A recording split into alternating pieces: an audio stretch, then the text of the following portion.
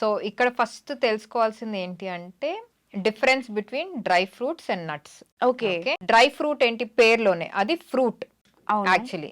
So చాలా మంది nuts ని డ్రై ఫ్రూట్స్ అని పిలుస్తారు. అవును. ఓకే. సో ఎందుకంటే ఇవి ఇవి ఇచ్చే పోషకాలు వేరే, నట్స్ ఇచ్చే పోషకాలు వేరే. ఓకే. ఓకే.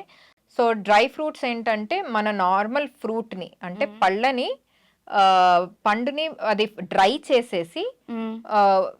సన్ డ్రై చేస్తారు. లేకపోతే హాట్ ఎయిర్ డ్రై చేస్తారు. అది డ్రై ఓకే. చేసిన తర్వాత దాన్ని డ్రైడ్ ఫ్రూట్ అంటారు. Okay. Okay. So and nuts వేరే. నట్స్ మళ్ళీ బాదాం, పిస్తా ఇట్లాంటివన్నీ నట్స్ కింద వస్తాయి. హ్మ్.